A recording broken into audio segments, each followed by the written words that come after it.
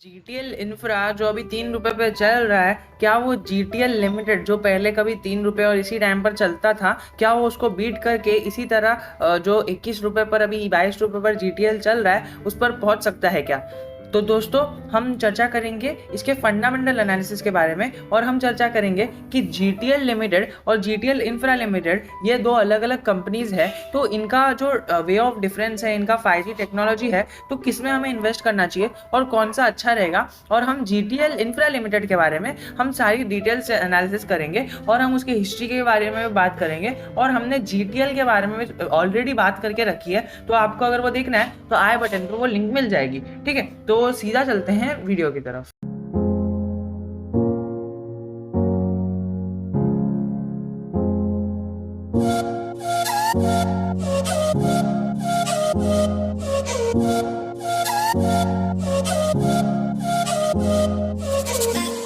Hello दोस्तों, नमस्कार। SMKC channel में मैं आप सभी लोगों का दिल से बहुत बहुत स्वागत करता हूं। दोस्तों, वीडियो चालू करने से पहले ज़रूर कहना चाहूँगा कि मैंने पहले से जीटीएल लिमिटेड के पूरा डिटेल्ड एनालिसिस डाला है कि वो चालू कैसे हुई थी और जीटीएल इंफ्रा और जीटीएल लिमिटेड ये दोनों का जो पॉइंट ऑफ डिफरेंस है वो क्या है। खैर, वो तो हम जान ही लेंगे, पर जीटीएल मेन काम क्या करती है और वो जीटीएल इंफ्रा से अलग कैसे है, यानी जीटीएल इंफ्रा क्या काम करता है वो बात जानेंगे और जीटीएल लिमिटेड क्या काम करता है वो बात तो हमने जान ही ली है। तो अब सीधा जानेंगे जीटीएल इंफ्रा क्या काम करता है। देखिए, इस वीडियो में हम ये नहीं देखने वाले कि 5 दिन में इसने 15% का दिया, 1 महीने में 100%, 6 महीने में 185 और 1 मैक्स चार्ट पैटर्न इसका इतना डाउन है। ये सब बात नहीं करने वाले हैं। हम सीधा यहाँ पर डिटेल एनालिसिस करेंगे और वो भी देखिए स्टार्टिंग से। यहाँ पर हम देखेंगे कि सबसे पहले इसकी वेबसाइट कैसी है, तो हमें पता चलेगा इसकी वेबसाइट के बारे में। अभी आपने कई सारे लोगों से सुना होगा कि ये टेलीकॉम इंडस्ट्री का बादशाह है, ये इतने सारे लोगों को सर्विस प्रोवाइड करता है, बीएसएनएल, जियो, एयरटेल, वोडाफोन, टाटा कम्युनिकेशन जैसे बड़े दिग्गज प्लेयर को।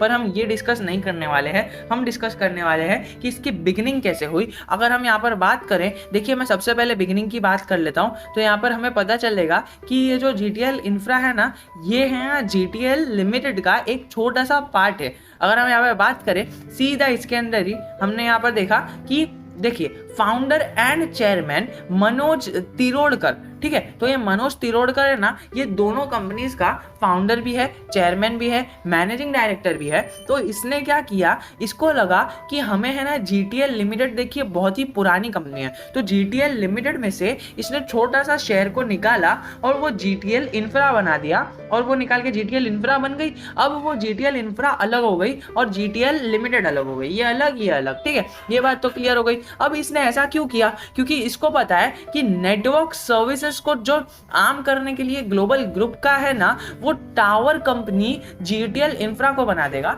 यानी जीटीएल इंफ्रा खाली टावर के रिलेटेड काम करेगी। तो आप यहाँ पर आपको पता चल गया होगा कि जीटीएल इंफ्रा का काम है टावर प्रोवाइड करना और लोगों को वो टावर लीज पर देना, यानी रेंट पर देना।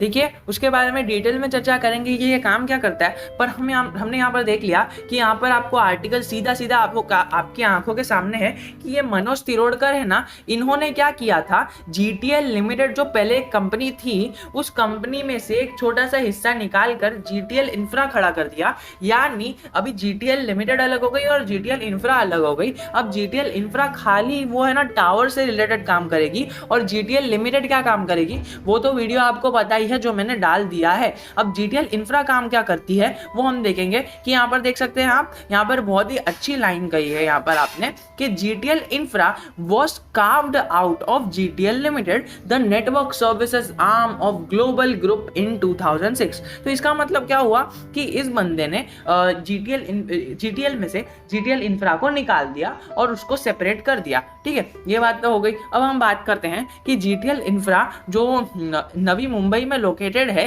इंडिया में हेडक्वार्टर्स है उसके महाराष्ट्र में, और यहाँ पर अगर हम बात करें तो उसके 22 से ज़्यादा टेलीकॉम सर्कल्स है और 28,000 टावर्स है। अब ये टावर्स जो है ना, ये डेटा आपको जीटीएल लिमिटेड की साइट पर नहीं मिलेगा, बिकॉज टावर से रिलेटेड जो भी काम है ना और services like 4G, 5G, 2G, 3G, ये सारी सर्विसेज है ना जीटीएल इंफ्रा प्रोवाइड करता है, ना कि जीटीएल लिमिटेड। तो हमने फर्स्ट पॉइंट ऑफ डिफरेंस समझ लिया कि जीटीएल इंफ्रा जीटीएल लिमिटेड के अंदर से निकली हुई है, और सेकंड पॉइंट ऑफ डिफरेंस ये है कि जीटीएल इंफ्रा जो प्रोवाइड करती है 2G 3G 4G 5G जैसे नेटवर्क्स, और वो टावर प्रोवाइड करती है रिलायंस जैसे बड़े बड़े कम्युनिकेशन सेक्टर को। पर जीटीएल इंफ्रा वहीं पर हमें जो कामकाज देखने मिलता है वो सर्विसेज से देखने मिलता है, वो कंसल्टेंसी से देखने मिलता है, एंड ऑल दैट कारोबार जो हमने पहले वीडियो में डिस्कस करा है। अगर आपने नहीं देखा तो आई मस्ट रेकमेंड यू कि आपको वो वीडियो अपनी लाइफ टाइम में एक बार देख लेना चाहिए, बिकॉज आपको पता चल जाएगा कि पूरा फंडामेंटल एनालिसिस कैसे होता है और उसके अंदर एनालिसिस करने के लिए है क्या, और क्या हमें उसमें इन्वेस्ट करना चाहिए या नहीं। अगर हमने ये बात कर ली, अब आगे अगर हम बात करें तो इसका ईबिटा और वो पीबिटा वो सब हम बात नहीं करेंगे, पर अगर हम बात करें यहाँ पर इसके जो सीएफओ की, तो वो सीएफओ और सीडीआर सीओ, तो ये सब आपको नॉलेज यहाँ पर दिखी हुई है, वो आप गूगल करोगे तो भी आपको समझ में आ जाएगा। पर अगर हम इसकी हिस्ट्री की बात करें तो ये हिस्ट्री में ना लेट 1990s में चालू हुई थी, और जो टेलीकॉम सेक्टर उस टाइम पर था ना वो बूम पर था। यानी जब टेलीकॉम सेक्टर बढ़ रहा था, अच्छी खासी बढ़ोतरी आ रही थी, तभी के टाइम पर ये कंपनी का जन्म हुआ, और तभी से इसने एक अच्छी खासी अपवर्ड मूवमेंट दिखाई। अगर हम इसके चार्ट पैटर्न पर भी देखें तो हमें विजिबल रहेगा कि चार्ट पैटर्न इसका ऐसा है कि यहाँ पर से इसने अच्छी खासी स्टार्टिंग में एक अपवर्ड मूवमेंट दिखाई थी। अगर हम यहाँ पर देख ले तो हमें पता चलेगा कि जैसे ही ये मार्केट में आया था 2006 से रिलेटेड बहुत ही अच्छी मूवमेंट आई थी, और लोगों को करोड़पति बना दिया था ये स्टॉक ने। ठीक है, ऑलमोस्ट 200-300% के रिटर्न दे चुका था ये स्टॉक 1 से 2 महीने के पीरियड में। पर फिर क्या हुआ इस स्टॉक में ना कि इसके अंदर ना गवर्नमेंट ने ना बहुत सारी कंपनीज के लाइसेंस पर बैन लगा दिया, इंक्लूडिंग एयरसेल। अभी एयरसेल क्या था ना, इस कंपनी का सबसे बड़ा क्लाइंट था। Almost 43% of the services were from Aircel, और एयरसेल का कैंसिलेशन कर दिया, और ये सब हुआ उसकी वजह से इनका डेट मैनेजमेंट नहीं हुआ, और कॉर्पोरेट डेट रिस्ट्रक्चरिंग हो गया, और उसकी वजह से कंपनी घाटे में चले गई। तो बहुत ही बड़ा झटका दिया था गवर्नमेंट ने। और जो सेकेंडली बात करें ना कि इसने है ना एक्विजिशन किया था अपना इसके जो एयरसेल के शेयर्स को, तो वो हम आगे देखेंगे। यहाँ पर देखिए, company made an acquisition of Aircel's 17,500 towers and 21,000 tenants को इसने एक्विजिट किया था और एयरसेल से ले लिया था।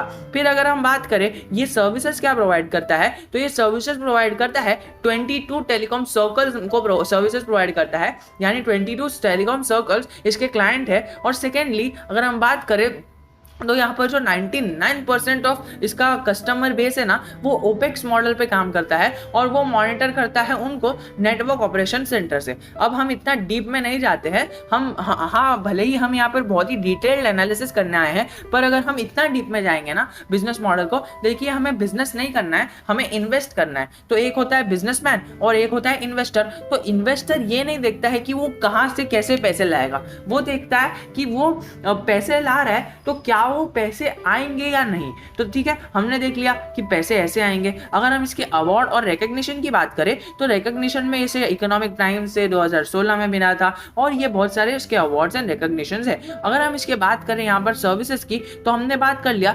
एनओसी, ओपेक्स और ये 22 टेलीकॉम सर्कल्स इसकी सर्विसेज को प्रोवाइड करता है। ये इसकी लिस्टिंग की बात करें तो ये Singapore exchange securities trading limited पर लिस्ट हुआ है by the way of convertible bonds, और एनएसयू और बीएसई पर भी लिस्टेड है। अगर हम इसके इक्विटी शेयर्स की बात करें तो यहाँ पर बैंक ने 64% की इक्विटी होल्ड की है, जो हमने प्रीवियस वीडियोस में डिस्कस की है, और वो आप किधर भी साइट पर जाके आराम से इसको अपना एनालिसिस कर सकते हो कि इसकी शेयर होल्डिंग पैटर्न क्या है। पर अगर हम बात करें 2010 से जो मेजर क्राइसिस आए थे उसके बाद इसने फेस क्या किया, तो हमें पता चलेगा कि ये जो इंडस्ट्री है ना वो एक बहुत ही सीरियस हिट लिया था। यानी गवर्नमेंट ने अच्छा खासा इनके लाइसेंस को 2G लाइसेंस को बैन कर दिया था, उसकी वजह से इन्होंने बहुत ही ज़्यादा सफरिंग किया, और इनके लाइसेंस भी कैंसिल हो गए, एयरसेल के लाइसेंस कैंसिल हो गए, फिर मैक्सिस नाम की कंपनी उसके लाइसेंस कैंसिल हो गए, और रोफर के नाम लाइसेंस कैंसिल हो गए। तो उसकी वजह से इसने चारों जगह से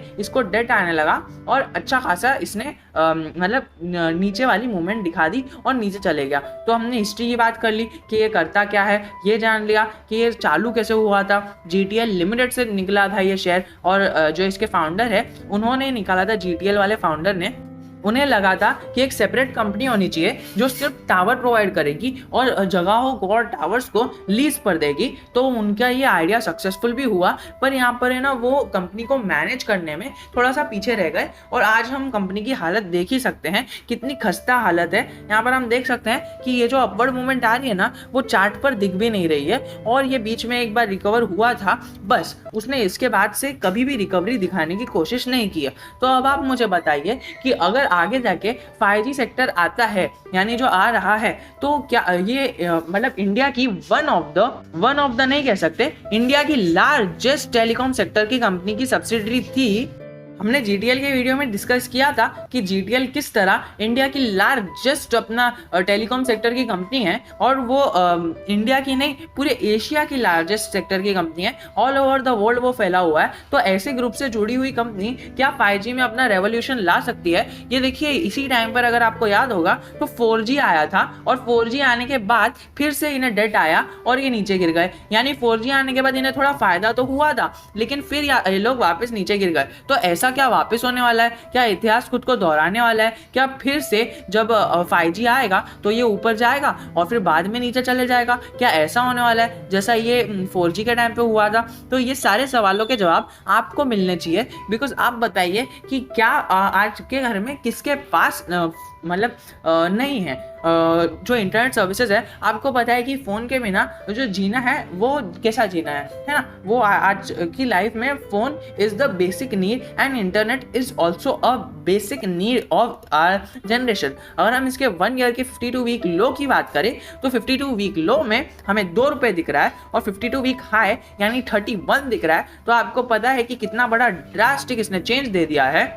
अब हमने बात कर ली कि किस तरह से इसकी मतलब फॉर्मेशन हुई, इसकी हिस्ट्री क्या थी और ये सोर्स में किस तरह काम करता है, इसके शेयर होल्डिंग पैटर्न क्या है, इसकी क्रेडिबिलिटी क्या है and all that stuff we have learn that. अब हम बात करेंगे कि ये काम क्या करता है। मेन अबाउट सेक्शन में आएंगे तो ये पैसिव इनकम का इनका बिजनेस मॉडल है, यानी ये एक बार है ना लीज पर प्रॉपर्टी दे देते हैं। अभी जैसे कि आपका एक घर है, आपने वो घर को रेंट पर दे दिया, समझ लीजिए आपने घर को रेंट पर दे दिया, तो हर महीने आपको एक पीस ऑफ इनकम आते रहेगी in the form of rent, ठीक है। तो उसी तरह वो आपकी पैसिव इनकम हो गई, उसके लिए आपको काम नहीं करना पड़ रहा है। That is the concept of passive income. And अगर आप इन्वेस्टिंग की फील्ड में हो, अगर आप फाइनेंस की फील्ड में हो, तो आपको पैसिव इनकम का मतलब अच्छी तरह से पता होगा। तो ये बता के मैंने अपना टाइम ही वेस्ट किया है, सॉरी फॉर दैट। बट जो हमको मेन इंपॉर्टेंट चीज़ देखनी है कि इनका business model passive income based पर है, यानी ये जियो जैसे क्लाइंट्स को, एयरटेल जैसे क्लाइंट्स को ये प्रॉपर्टीज जो लीज पर नहीं देते, ये अपने टेलीकॉम सेक्टर लीज पर दे देते हैं एंड देन वो थोड़ा थोड़ा करके वो लोग उधर से प्रॉफिट लेते हैं। पर अगर हम इसके डेटर डे की बात करें तो डेटर डे हमें जान के चौंका देने वाली खबर है। यहाँ पर हम एक बार नीचे देख लेते हैं डेटर डे कितने होंगे।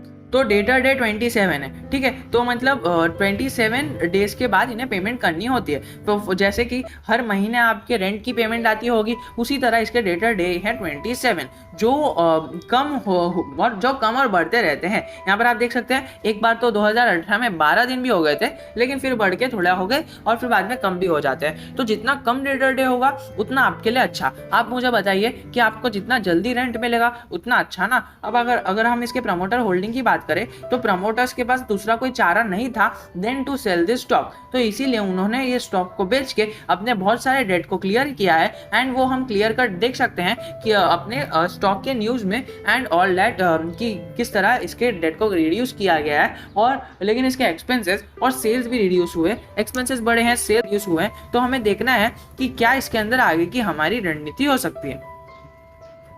जिस तरह से हमने जाना कि union bank is the major player over here, यानी यूनियन बैंक के पास सबसे ज्यादा शेयर्स है। अब आप मुझे बताइए कि DIS यानी यूनियन बैंक और ये सब बैंक्स ने इनका पैसा लिया है या फिर इन्हें अपने शेयर्स दिए हैं ताकि इनके डेट रिड्यूस हो सके। अब वो तो पब्लिक ही बेहतर जाने और आप ही बेहतर जाने कि ये सारी बैंक से इन्होंने पैसा लिया होगा और इन्होंने अपने शेयर्स इन्हें दे दिए होंगे या फिर इन्होंने अपना स्टेक खरीदा होगा। अब आप खुद ही बताइए। और ये पब्लिक है, वो सब जानती है, सबको पता है। अब सेकेंडली अगर हम बात करें इसके प्रमोटर होल्डिंग की, तो प्रमोटर होल्डिंग में GTL लिमिटेड का 0.00 स्टेक है।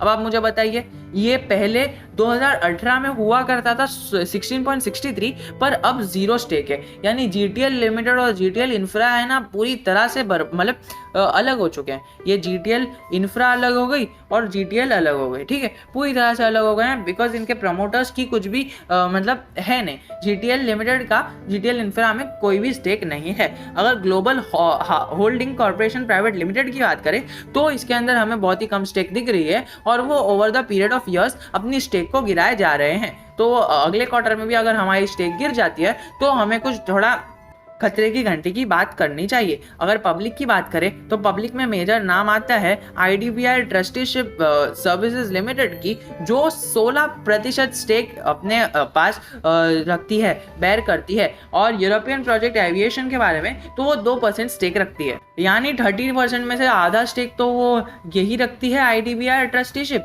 और आधा जो है वो पब्लिक के पास है। तो आप अंदाज़ा लगा सकते हैं कि किस तरह इसके अंदर गेम चल रहा है। अब आप मुझे बताइए कि अगर आपको 5G से रिलेटेड इसके अंदर एंटर होना है तो नेक्स्ट वीडियो आप देख लेना। उसके अंदर मैंने बताया कि आपको GTL इंफ्रा में एंटर होना चाहिए या GTL में एंटर होना चाहिए, क्योंकि कई सारे सब्सक्राइबर्स का है ना कमेंट मुझे आया, कई सारे नहीं, सॉरी एक ही सब्सक्राइबर का मुझे कमेंट आया कि भाई मुझे बता दो कि GTL में एंटर करूँ या GTL इंफ्रा में एंटर करूँ। सॉरी कि मैं आपका नेम नहीं ले सकता, मुझे पता नहीं है वो कमेंट कहाँ पे चला गया, बट मैंने वो रीड किया था and that is why I am making this video कि भाई GTL में हम स्टेक अच्छा खासा रखें या GTL इंफ्रा में रखें या HPCL में रखें या HFCL में रखें एंड JP पावर में रखें। तो हम पहले ना GTL इंफ्रा वर्सेस GTL का कंपैरिजन करने वाले हैं। देखिए वैसे तो अगर आपने ये GTL इंफ्रा का जो बिजनेस मॉडल है वो देख लिया और GTL लिमिटेड का बिजनेस मॉडल देख लिया और वो दोनों से अलग कैसे है वो अगर आपने देख लिया, तो अगर आपने दोनों के बिजनेस मॉडल समझ लिए ना, ओरिजिनल बिजनेस मॉडल, तो आपको वीडियो देखने की ज़रूरत भी नहीं है। पर अगर आपको मेरा व्यू जानना है कि GTL लेना चाहिए या GTL इंफ्रा लेना चाहिए, तो आप ज़रूर की ज़रूर उस वीडियो को प्रेफर कर सकते हो। तब तक के लिए ज़रूर कहना चाहूँगा, जय हिंद, जय भारत।